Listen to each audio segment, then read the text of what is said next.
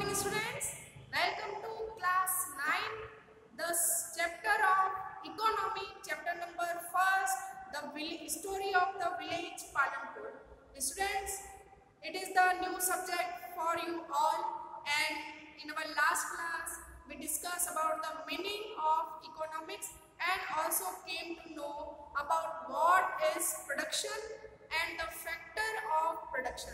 तो इस तरह से हमने अपनी लास्ट क्लास के अंदर सबसे पहले इस सब्जेक्ट के मीनिंग को जाना, क्या होता है economics. Secondly we discuss about the factor of production, जो बेसिक हमारा सब टॉपिक है इस चैप्टर का, कि एक्चुअल में प्रोडक्शन होता क्या है, कैसे होता है प्रोडक्शन, कौन कौन से फैक्टर जो है वो जो प्रोडक्शन के लिए हमको चाहिए होते हैं। जैसे हमने पढ़ा था बच्चों, लैंड, लेबर, फिजिकल कैपिटल और ह्यूमन कैपिटल, ये 4 फैक्टर्स होते हैं जिसके कारण कोई भी प्रोडक्शन पॉसिबल हो पाता है।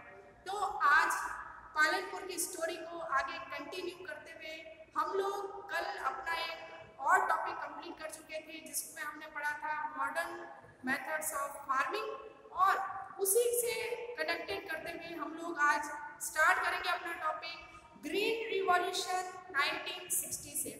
तो बच्चों, पहली चीज टॉपिक स्टार्ट करने से पहले ग्रीन रिवॉल्यूशन के बारे में थोड़ी बहुत इंफॉर्मेशन हम लोग लेंगे कि ये ग्रीन रिवॉल्यूशन होता क्या है। ग्रीन रिवॉल्यूशन का मतलब है हरित क्रांति। ग्रीन का मतलब हरा और रिवॉल्यूशन मतलब क्रांति करना। सडन चेंजेस जो होते हैं हमारे आसपास, जो अचानक से चेंज होते हैं, वो रिवॉल्यूशन कहलाते हैं। तो आपको ये भी बता दें बच्चों कि इंडिया के इंडिपेंडेंस के बाद इंडिया में व्हीट जैसी चीजें, या ये कह सकते हैं कि जो हमारी बेसिक नीड्स की चीजें हैं जैसे ग्रेन्स हैं, इसमें इंडिया इंडिपेंडेंट नहीं था।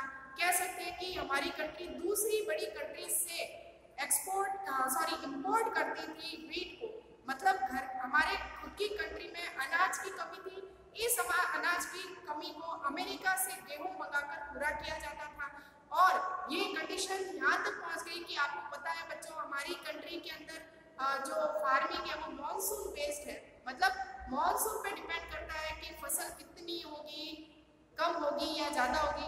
जिस साल अच्छी बारिश होती है उस साल बहुत अच्छी फसल होती है, और जिस साल बारिश कम होती है वैसे ही प्रोडक्शन होता है। तो कहने का मतलब इंडिया की ये जो इंडिपेंडेंसी है मॉनसून के ऊपर, जिसके कारण हमारी कंट्री के अंदर 1960 से पहले तक फूड ग्रेन की स्कैर्सिटी थी, अनाज की कमी थी।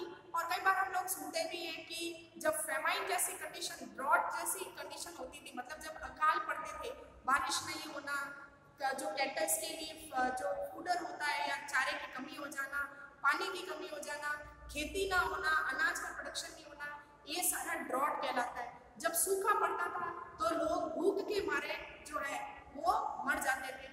तो ऐसी कंडीशन से बाहर निकलने के लिए इंडिया को कह सकते हैं कि फूड ग्रेन प्रोडक्शन में या कल्टीवेशन में सेल्फ डिपेंडेंट बनाने के लिए कंट्री के अंदर ग्रीन रिवॉल्यूशन स्टार्ट किया गया। इसी ग्रीन रिवॉल्यूशन को मॉडर्न कह सकते हैं कि एग्रीकल्चर मेथड कहा जाता है, जिसमें नई नई टेक्निक का यूज कर प्रोडक्शन को बढ़ाने पर जोर दिया गया। तो बच्चों, 1960 के अंदर इंडिया में कल्टीवेशन या एग्रीकल्चर प्रोडक्शन बढ़ाने के लिए, या ये कह सकते हैं कि अनाज की फसल को बढ़ाने के लिए एक रिवॉल्यूशन स्टार्ट किया गया। और इसी के द्वारा हम लोग देखते हैं कि सबसे पहली बार व्हीट और राइस पर इसका प्रयोग किया गया। और हम लोग देखते हैं कि 1963 तक 3 सालों के अंदर अंदर व्हीट और राइस का इंडिया में इतना प्रोडक्शन हुआ कि 3 ही सालों के अंदर हमारी कंट्री व्हीट और राइस में इंडिपेंडेंट कंट्री बन गई। जहाँ पर हमारा देश विदेशों से अनाज मंगवा रहा था, अमेरिका से व्हीट इंपोर्ट कर रहा था, वहीं पर कंट्री के पास इतना अनाज हो गया कि कंट्री, या कहते हैं कि हमारे सेंट्रल और स्टेट गवर्नमेंट के जो ग्रेन के जो स्टोरेज थे वो अनाज से भर गए। तो ये ग्रीन रिवॉल्यूशन था। अब हम आते हैं अपने चैप्टर के टॉपिक पर कि एक्चुअली में ग्रीन रिवॉल्यूशन में क्या क्या खास बातें थी, कहाँ से शुरू हुआ ये, और इसमें किन चीज़ों को ज़्यादा कह सकते हैं कि एम्फसाइज किया गया। ये सारी बातें हम लोग बच्चों करेंगे आज, ठीक है। तो देखते हैं green revolution 1960, cultivation of wheat and rice using highly yielding varieties HVYS seeds. अब यहाँ ध्यान दीजिएगा, ये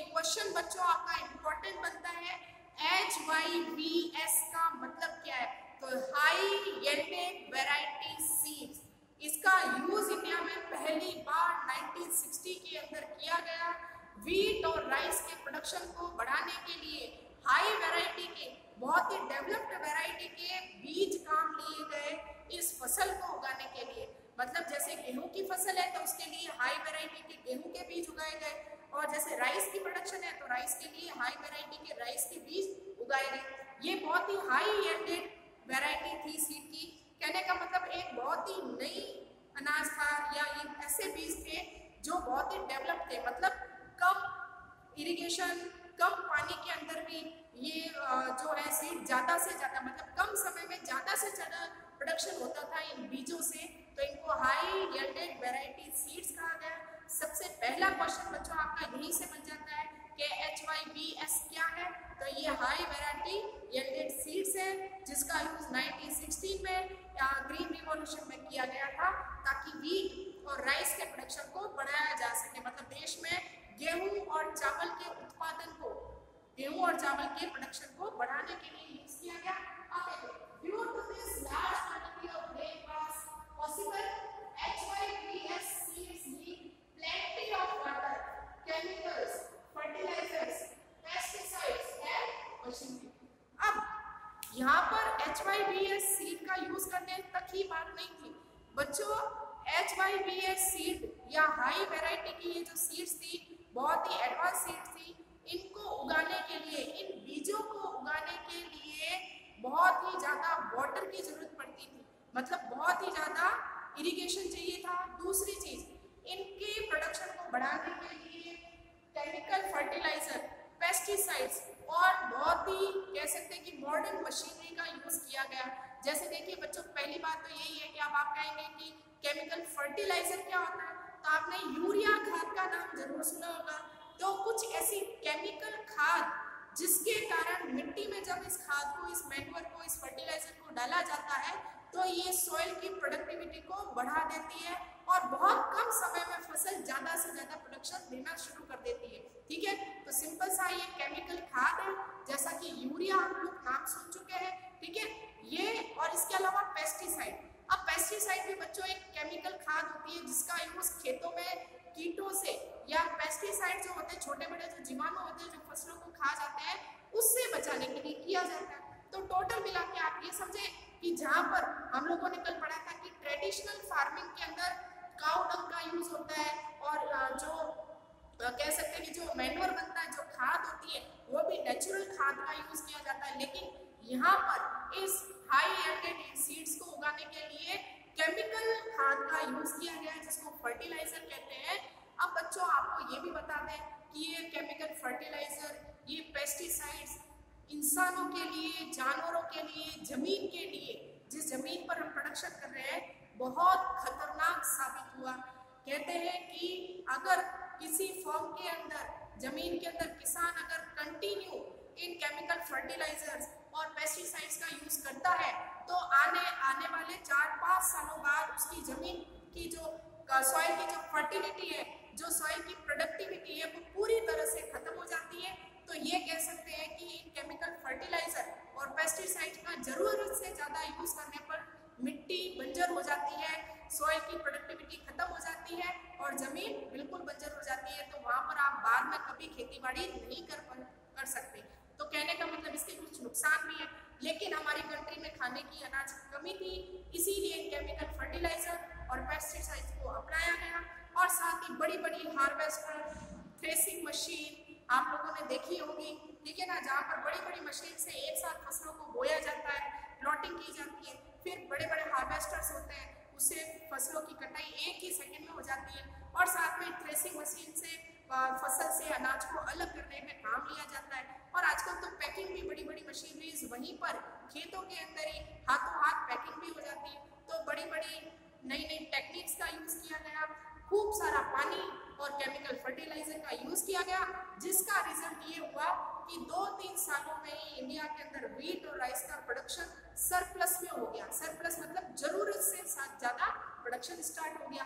ठीक है, तो यहाँ farmers of Punjab, Haryana and UP were first to use the modern farming method in the India. अब ये मॉडर्न फार्मिंग मेथड बच्चों कल हम लोग डिस्कस कर चुके हैं। एक ऐसा फार्मिंग सिस्टम जहाँ पर हाई मशीनरी और कई सारे डेवलप्ड टूल्स, इरिगेशन के नए नए मेथड्स और अच्छी किस्म की हाई एंडेड सीड का यूज किया जाता है फसल उगाने के लिए।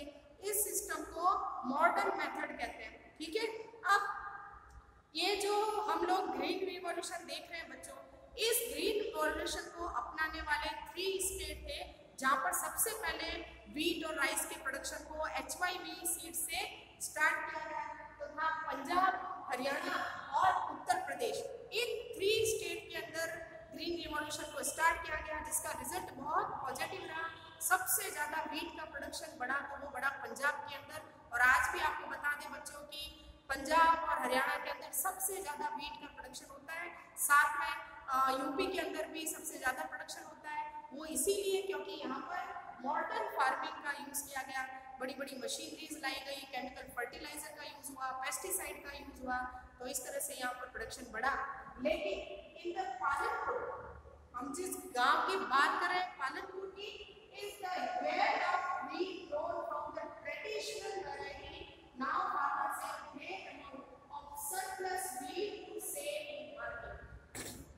अब बच्चों, मैंने आपको नुकसान तो बता ही दिए हैं कि ग्रीन रिवॉल्यूशन स्टार्ट तो किया गया था, लेकिन 4-5 सालों बाद में जहाँ जहाँ पर केमिकल फर्टिलाइजर का यूज हुआ, जहाँ जहाँ पर इस रासायनिक खाद का यूज हुआ, वहाँ की जमीन बिल्कुल बंजर हो गई।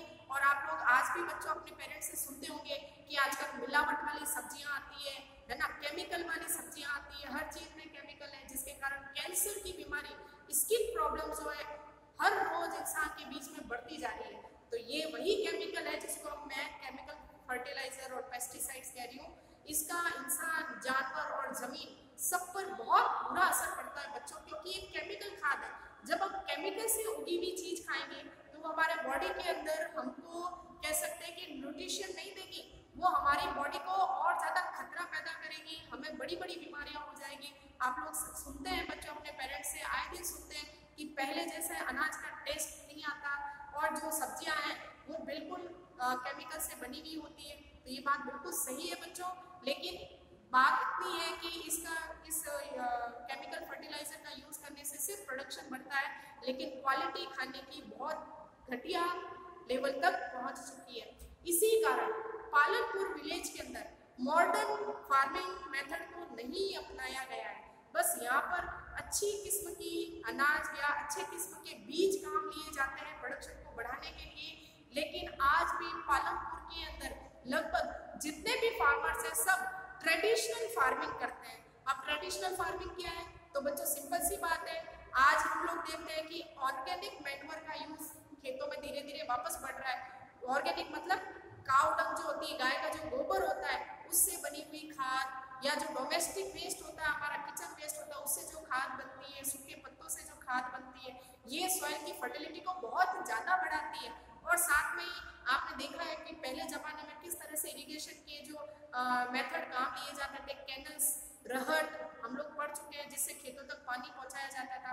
तो पालनपुर के अंदर इन मॉडर्न टेक्निक्स का यूज नहीं किया गया है। यहाँ के किसान, यहाँ के जो फार्मर्स है, वो आज भी बच्चों ट्रेडिशनल फार्मिंग करते हैं, जैसा आज से 100 साल पहले इंसान करते थे। इंडिया के अंदर जो किसान थे वो करते थे, लेकिन फिर भी पालनपुर के अंदर सरप्लस प्रोडक्शन होता है। सरप्लस मतलब नीड से ज़्यादा, ज़रूरत से ज़्यादा प्रोडक्शन होता है।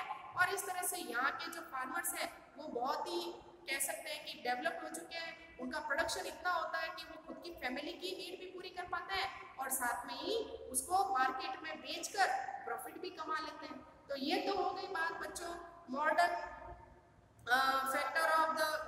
मॉडर्न फार्मिंग और ट्रेडिशनल फार्मिंग के बीच का अंतर। और साथ में हम लोगों ने ग्रीन रिवॉल्यूशन को भी जान लिया। तो हमारे देश में ग्रेन के प्रोडक्शन को बढ़ाने के लिए ग्रीन रिवॉल्यूशन स्टार्ट किया गया, लेकिन बाद में कुछ सालों बाद इसके बहुत बड़े नुकसान हमारे सामने आए।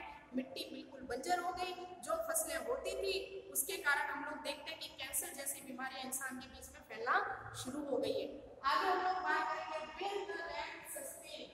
सस्टेन का मतलब हम लोग पढ़ चुके हैं, आप लोग भी ध्यान रखें बच्चों, सस्टेनेबल डेवलपमेंट हम लोग पढ़ चुके हैं। तो हम यहाँ ये पढ़ेंगे कि अगर हम मैन्युअर्स का या केमिकल फर्टिलाइजर और पेस्टिसाइड्स का यूज करते हैं तो क्या हमारी लैंड सस्टेन रहेगी, मतलब क्या हमारी जमीन अच्छी होगी?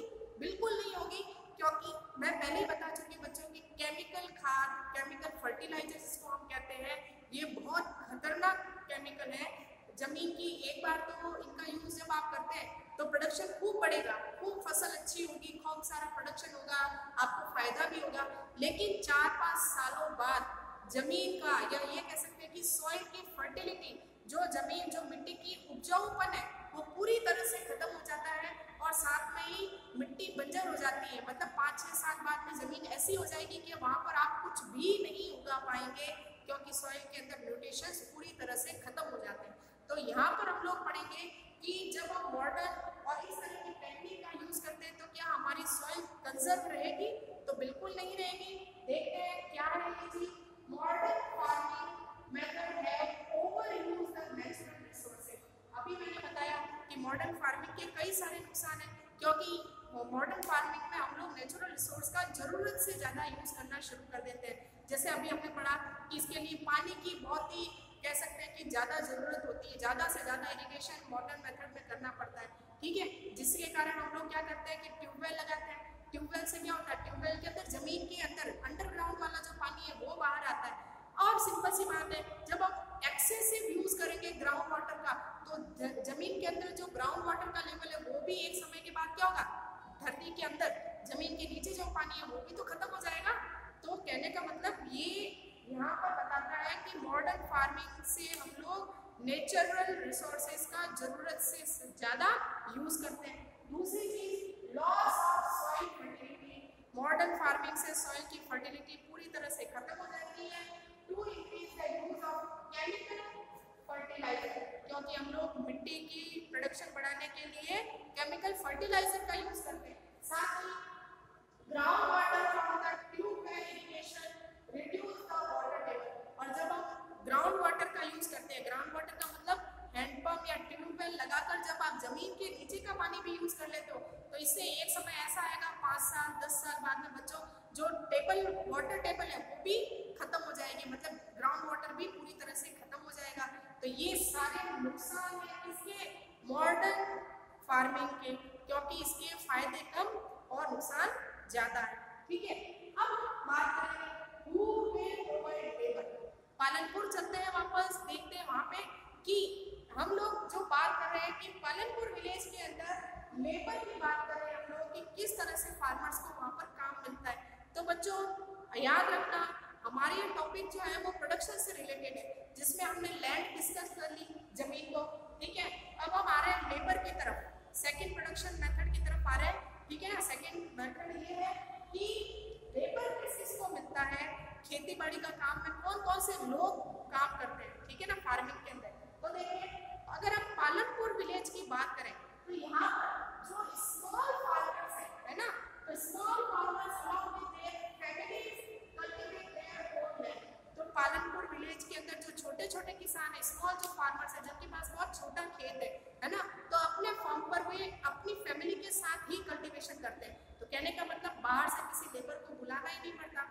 लेबर आप समझ गए होंगे ना बच्चों, जो लोग प्रोडक्शन में काम करते हैं, है ना, उसको लेबर कहते हैं। तो सिंपल सी बात है बच्चों की स्मॉल फार्मर है तो वो गरीब होगा, उसके पास इतना पैसा नहीं होगा कि वह दूसरों को अपने फार्म पर काम करने के लिए हायर करे। और दूसरी चीज ये भी है बच्चों कि जब आपका खेत या जो फार्म छोटे होते हैं तो वहाँ पर ज़्यादा मेहनत की जरूरत नहीं होती, क्योंकि छोटा खेत है तो छोटा प्रोडक्शन होगा और कम लेबर की जरूरत होगी। इसीलिए स्मॉल जो फार्मर्स होते हैं वो अपनी फैमिली के साथ ही अपने फार्म पर कल्टीवेशन करते हैं। अब हम बात करते हैं मीडियम और लार्ज फार्मर्स क्या करते हैं। तो देखिए बच्चों, medium and large farmers hire farm labour to work on their fields. अब देखिए पालनपुर के अंदर वे कह सकते हैं कि फार्मर्स जिनके पास 2 हेक्टेयर जितनी जमीन है, ठीक है ना, मतलब बहुत बड़ा खेत है, बहुत बड़ा फॉर्म है, तो ऐसी बड़े फॉर्म पर पॉसिबल नहीं है कि जो बड़े फार्मर है वो अपनी फैमिली के साथ काम करेंगे तो प्रोडक्शन खूब होगा। तो इसीलिए मीडियम और जो लार्ज फार्मर्स हैं वो अपने फॉर्म पर प्रोडक्शन के लिए फॉर्म लेबर को हायर करते हैं। फॉर्म लेबर मतलब जो खेतों में काम करते हैं और जिसके बदले हम लोग उनको कुछ वेजेस देते हैं, ठीक है ना।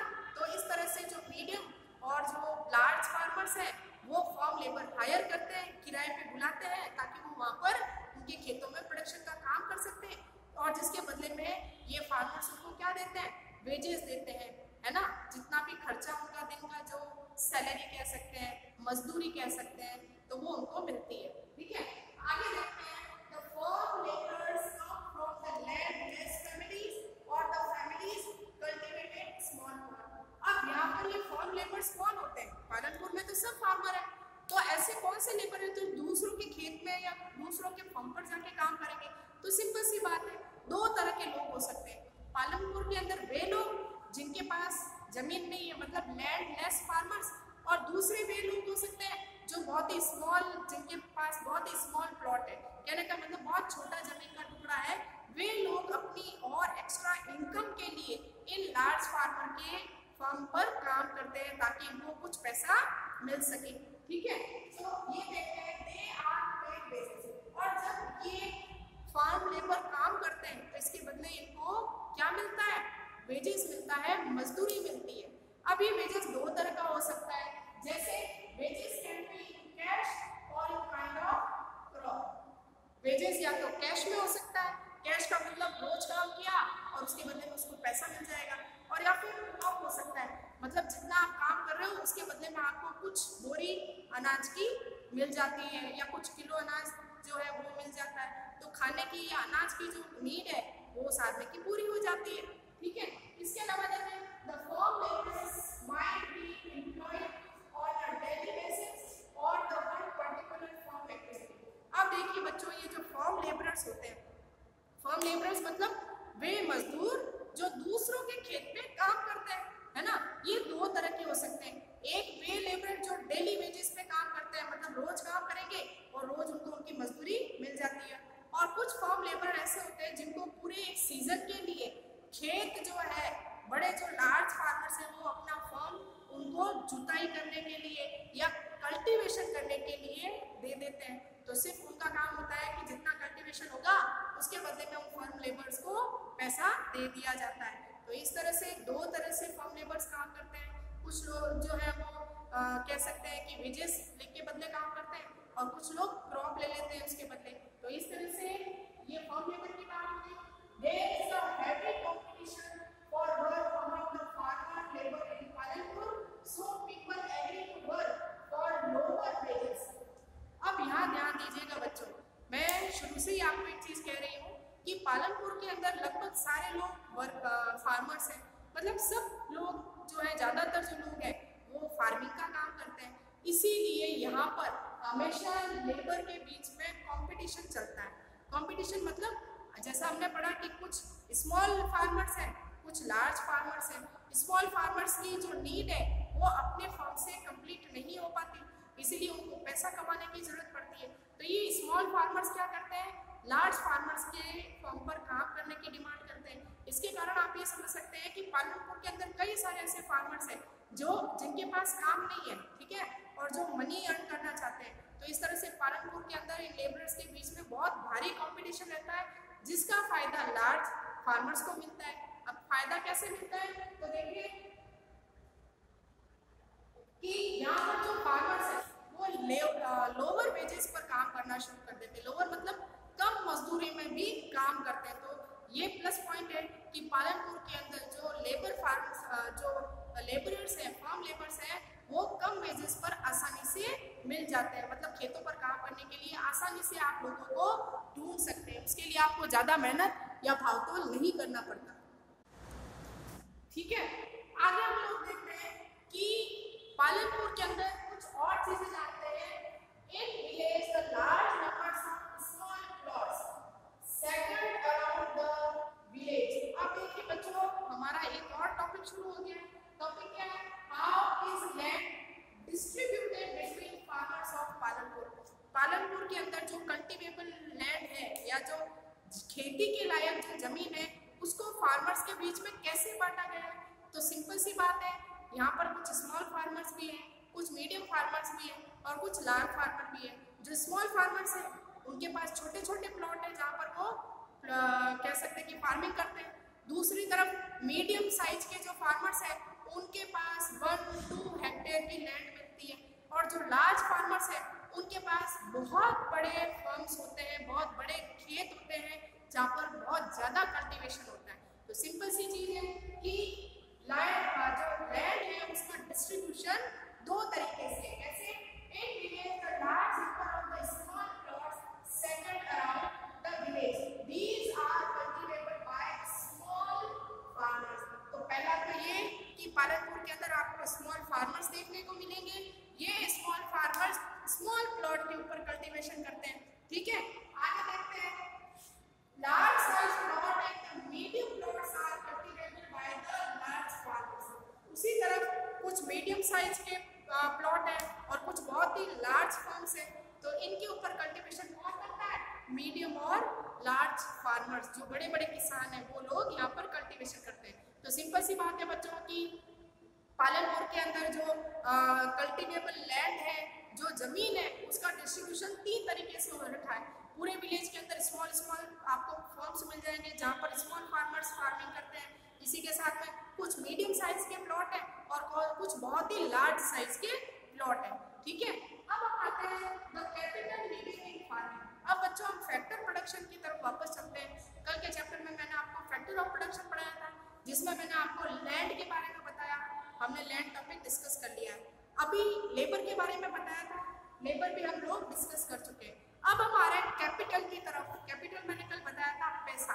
जो हम बिजनेस में लगाते हैं, जो प्रोडक्शन में पैसा खर्च करते हैं, उसको कैपिटल कहते हैं। अब यहाँ पर आप ध्यान दें बच्चों कि अगर कोई फार्मर अपने फार्म लैंड पर कल्टीवेशन करेगा, खेती करेगा, तो ऑब्वियसली उसे पैसों की जरूरत पड़ेगी, चाहे वो अमीर हो चाहे वो गरीब हो।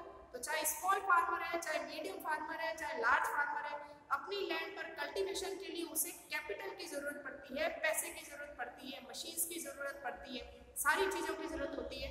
वो कैसे पूरी होती है, तो देखते हैं बच्चों। अगर हम पालनपुर की बात करें तो देखिए आप small farmers borrow money from the large farmers और द मनी लेंडर्स और द ट्रेडर्स। अब जो स्मॉल फार्मर्स है, मतलब छोटे गरीब किसान जिनके पास इतना पैसा नहीं होता है कि वो अपने फर्म के ऊपर अपनी सेविंग में से खर्च कर सके, तो ये लोग क्या करते हैं, स्मॉल फार्मर्स कुछ पैसा बोरो करते हैं। बोरो का मतलब समझ गए होंगे, उधार लेना।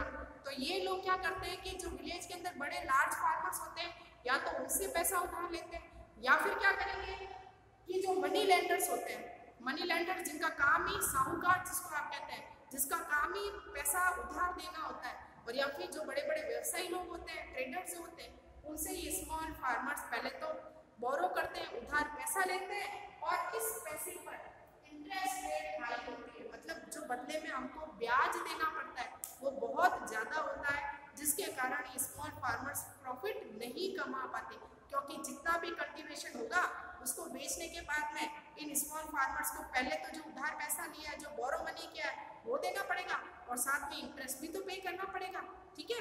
तो इस तरह से स्मॉल फार्मर्स की कंडीशन बहुत ज़्यादा खराब है।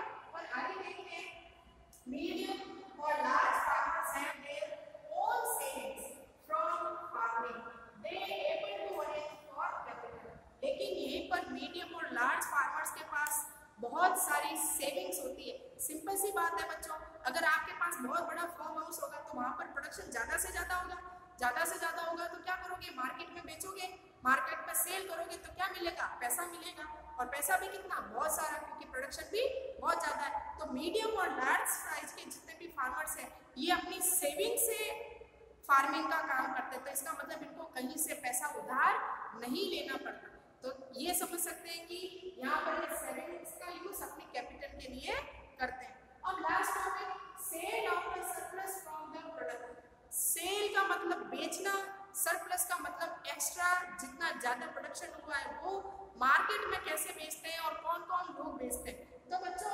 सबसे पहले हम स्मॉल फार्मर्स की बात करते हैं। Small farmers have little surplus because their total production is small and they use it for their own family need. अब अगर हम स्मॉल फार्मर्स की बात करें तो स्मॉल फार्मर्स का जितना भी सरप्लस प्रोडक्शन होता है, मतलब जितना भी एक्स्ट्रा प्रोडक्शन होता है, उसका यूज ये लोग अपनी फैमिली की नीड को पूरा करने के लिए करते हैं, ताकि साल भर का जो फैमिली का खाने का खर्चा है वो उसी कल्टीवेशन से निकल जाए। तो आप ये तो समझ ही सकते हैं कि स्मॉल फार्मर्स के पास में इतना प्रोडक्शन नहीं होता कि वो मार्केट में उसको सेल करके उससे प्रॉफिट कमा ले। तो स्मॉल फार्मर्स को कोई प्रॉफिट होता ही नहीं।